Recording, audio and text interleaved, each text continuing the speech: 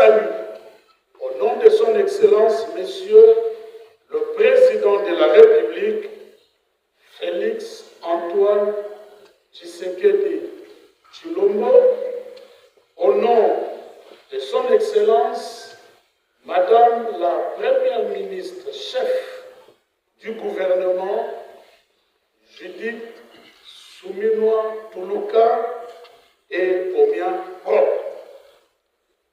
Je m'en voudrais de ne pas vous remercier d'avoir accepté nombreux d'être là aujourd'hui à l'occasion de la célébration de la Journée internationale des droits de l'homme.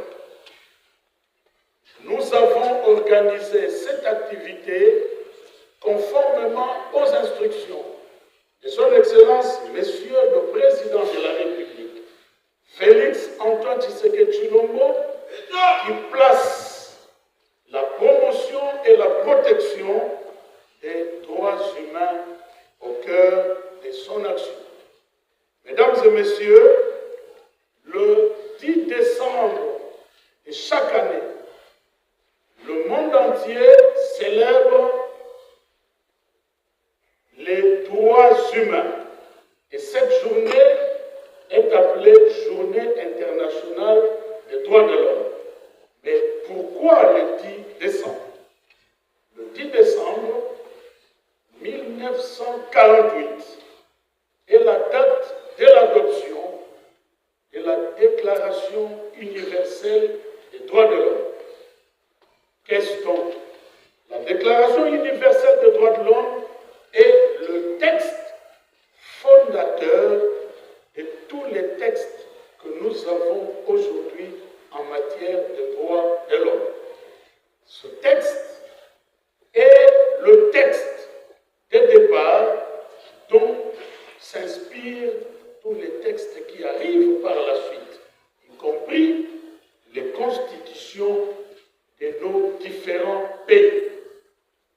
C'est donc en tenant compte de cette date que, à travers les Nations Unies, il a été décidé que la date du 10 décembre soit consacrée à la Journée internationale des droits humains. Et lors de cette célébration, un thème est toujours choisi pour rappeler l'existence des droits humains. Pour cette année, le thème qui a été retenu est les droits humains, nos essentiels de chaque jour. Et en République démocratique du Congo, nous avons adapté ce thème pour parler de ce qui nous préoccupe au plus haut point. Et là, nous avons un sous-thème qui s'intitule « Reconnaissance des génocides congolais, acte de justice pour les victimes ». C'est donc à travers ces deux thèmes que depuis 10 jours, nous sommes en pleine activité. Et aujourd'hui, nous voulons, à travers les deux thèmes, rappeler ce qui est essentiel et ce qui est aussi important pour nous Congolais. Droits humains, nos essentiels de tous les jours. À travers ce thème, la communauté internationale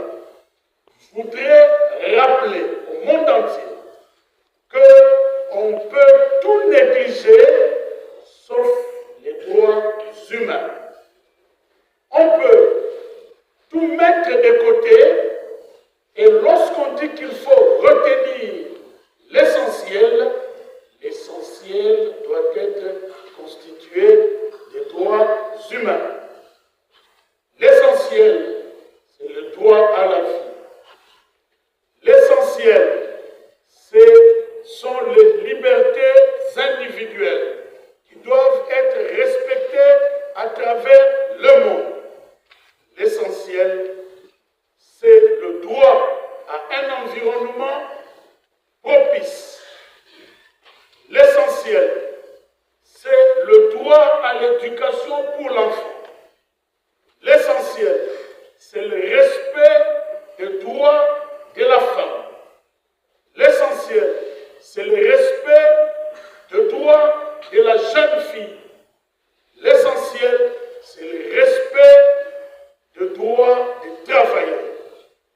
Je saisis cette occasion pour rappeler que l'employeur congolais est appelé à respecter les droits des travailleurs congolais, car, dit-on, l'ouvrier mérite son salaire. En temps utile, tous les droits auxquels leurs ouvriers et employés ont droit pour les fêtes. Il faudrait que cela soit payé bien avant pour que les parents s'organisent à organiser les fêtes. C'est également dans ce sens que j'ai annoncé qu'à partir du 6 janvier de l'année 2026, j'ouvrirai les portes du ministère des Droits humains, conformément aux instructions du chef de l'État, qui a fait de nous défenseurs des droits humains pour recevoir les employeurs, les employés, les ouvriers, écouter leurs désidératas, écouter ceux qui pensent être victimes de la violation de leurs droits et organiser la médiation. Nos essentiels, c'est le droit à un logement décent. Nos essentiels, ce sont les droits sociaux et économiques qui soient respectés. C'est donc un terme très évocateur que la communauté internationale a choisi pour dire à chacun de nous que lorsqu'on aura tout oublié, n'oublions pas les droits humains. Les redevables des droits humains, en premier, c'est nous, les gouvernants, mais chacun de nous est aussi redevable des droits humains.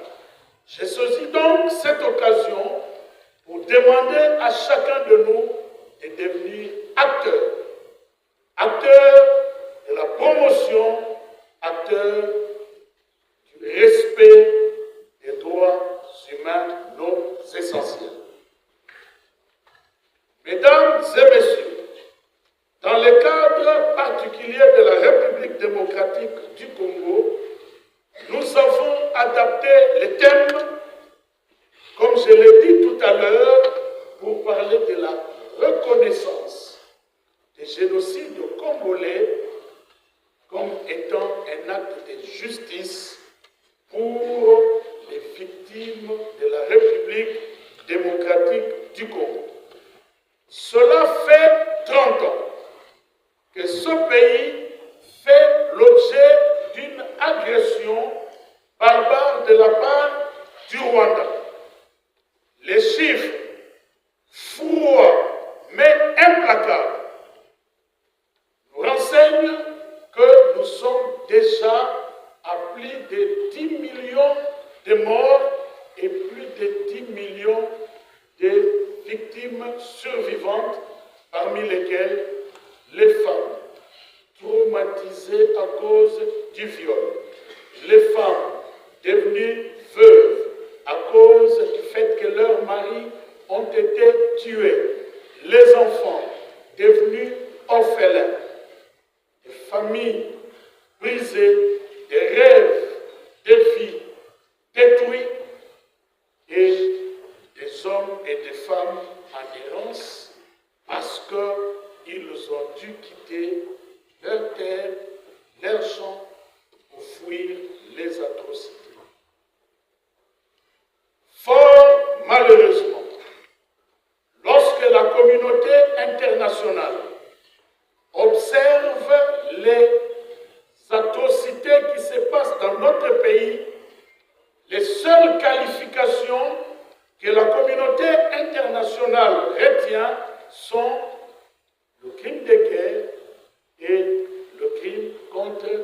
l'humanité. Jamais le mot génocide n'est prononcé.